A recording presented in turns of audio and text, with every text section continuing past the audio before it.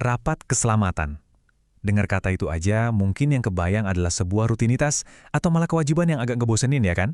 Tapi gimana kalau kita coba lihat dari sisi yang beda? Bukan lagi sebagai tugas, tapi sebagai salah satu alat komunikasi paling kuat yang kita punya.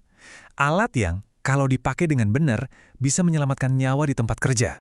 Pertanyaan ini bukan basa-basi loh, karena di balik setiap agenda rapat dan diskusi yang mungkin kelihatannya sepele, ada potensi yang luar biasa besar untuk mencegah sebuah insiden. Nah, dalam beberapa menit ke depan, kita akan bedah sama-sama gimana caranya mengubah rapat keselamatan dari yang tadinya cuma formalitas jadi sebuah sesi yang benar-benar punya dampak. Oke, jadi kenapa sih rapat ini penting banget? Ini bukan cuma soal ngasih pengumuman atau nyampein informasi searah aja. Rapat yang efektif itu sebenarnya adalah jantung dari budaya keselamatan. Ini adalah momen di mana setiap orang di dalam tim merasa punya suara dan tanggung jawab yang sama untuk menjaga satu sama lain. Terus, tujuan intinya apa aja? Jelas, ini adalah cara manajemen buat nyebarin info penting secara cepat dan seragam. Tapi, ada yang lebih dari itu. Rapat ini soal membangun kerjasama tim, ngasih kesempatan buat para pekerja jadi pemecah masalah bukan cuma penerima perintah. Dan tanpa disadari, ini juga jadi ajang buat ngasah jiwa kepemimpinan dan cara berkomunikasi semua orang di dalam tim. Penting nih buat kita pahami, kalau safety meeting itu bukan cuma satu jenis aja yang cocok buat semua situasi. Sebaliknya, ini tuh kayak sebuah ekosistem komunikasi yang dirancang supaya keselamatan selalu jadi yang nomor satu. Yuk kita lihat strukturnya. Coba deh, bayangin alur komunikasinya ini kayak air yang mengalir dari puncak paling atas sampai ke bawah. Mulai dari level perusahaan yang nentuin visi besarnya, terus turun ke level divisi, lanjut ke departemen, sampai akhirnya ke tim-tim di lapangan. Nah, setiap tingkatan ini punya jenis rapat dan fokus pembahasan yang beda-beda. Di level paling puncak, ada yang namanya rapat pimpinan. Ini bukan rapat buat bahas masalah teknis harian ya. Ini adalah sesi strategis di mana para top manajemen mengkaji aspek K3L secara menyeluruh buat mastiin semuanya itu sejalan sama visi dan misi besar perusahaan. Kebijakan-kebijakan penting lahirnya di sini. Nah, sekarang kita turun ke denyut nadi keselamatan harian, Pi5M, atau pembicaraan 5 menit, sering juga disebut daily huddle. Durasinya singkat banget, cuma 5-10 menit tiap pagi sebelum kerja. Tapi dampaknya luar biasa. Disinilah tim ngebahas rencana kerja hari itu, identifikasi potensi bahaya, dan mastiin semua orang siap buat kerja dengan aman. Selanjutnya ada safety talk. Ini biasanya diadain mingguan dan cakupannya lebih luas, bisa ngelibatin beberapa unit kerja sekaligus. Tujuannya apa?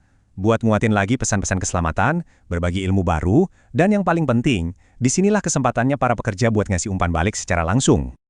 Terakhir ada rapat komite keselamatan. Ini ada 2 level. Yang tingkat 1 diadain per 3 bulan, ini sesi evaluasi besar-besaran sama manajemen puncak buat lihat kinerja K3L secara keseluruhan. Sementara tingkat 2 itu lebih taktis, diadain tiap minggu buat mantau progres dan ngerencanain perbaikan-perbaikan kecil yang bisa langsung dieksekusi.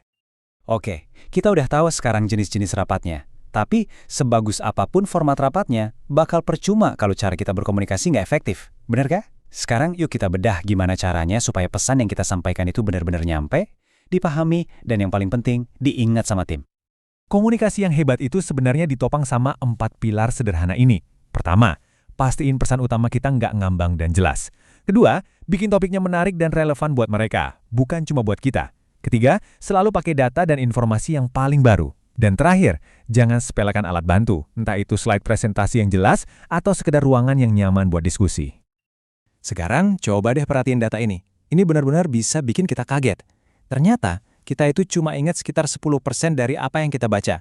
Kalau kita dengerin sambil lihat, lumayan, naik jadi 50%. Tapi, lihat ini, begitu kita ikut diskusi dan langsung mempraktikannya, angkanya loncat jadi 90%. Jauh banget kan bedanya? Artinya apa? Sederhana banget, metode yang Anda pilih sebagai pemimpin rapat itu menentukan segalanya. Informasi yang Anda sampaikan itu mau sekedar numpang lewat di telinga mereka atau benar-benar meresap dan jadi kebiasaan? Nah, jawabannya ada di metode yang Anda pakai.